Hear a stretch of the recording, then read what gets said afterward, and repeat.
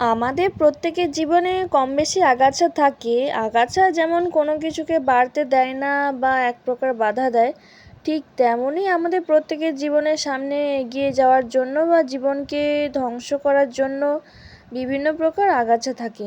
গাছেদের ক্ষেত্রে আগাছা আলাদা এবং মানুষদের ক্ষেত্রে আগাছা আলাদা।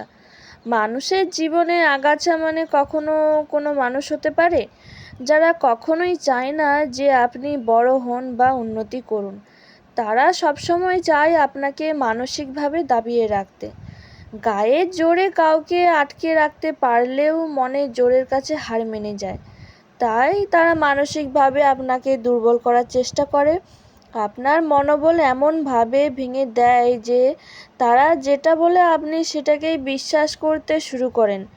আর তখনই তাদের উদ্দেশ্য সফল হয়ে যায়, আর আপনার জীবনের উদ্দেশ্য বা আপনার জীবনের গোল কল্পনাতেই সীমাবদ্ধ হয়ে যায়। ঠিক এইভাবেই তারা আপনার জীবনে আগাছারূপে কাজ করে। আবার আমাদের জীবনে আগাছা আমাদের বদ অভ্যাস, যে অভ্যাসগুলো আমরা চাইলেই পরিবর্তন করতে পারি, কিন্তু অলসতার কারণে সেগুলো পরিবর্তন করতে পারি না। আমরা আমাদের অলসতাগুলোকে এতটাই প্রাধান্য দিই যে সেগুলো আমাদের জীবন ধ্বংসের কারণ হয়ে দাঁড়ায়। একবার যদি অলসতাকে দূরে সরিয়ে নিজেদের বদ অভ্যাসগুলোকে পরিবর্তন করতে পারি, তাহলে জীবনটা আগাছা মুক্ত বা মেঘমুক্ত পরিষ্কার আকাশের মতো হয়ে যাবে।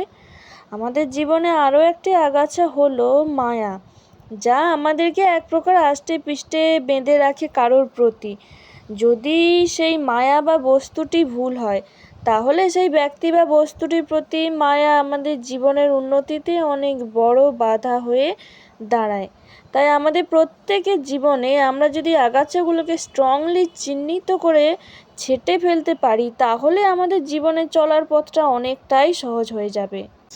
আজকের মতো এই পর্যন্ত। আবার দেখা হচ্ছে পরবর্তী নতুন একটি ভিডিওর সঙ্গে। ততক্ষণ সবাই ভালো থাকুন ও সুস্থ থাকুন। আর আমার চ্যানেলে নতুন হয়ে থাকলে চ্যানেলটি অবশ্যই সাবস্ক্রাইব করে রাখুন, যাতে এইভাবে নিত্য নতুন সতর্কতামূলক ভিডিও পেতে পারেন।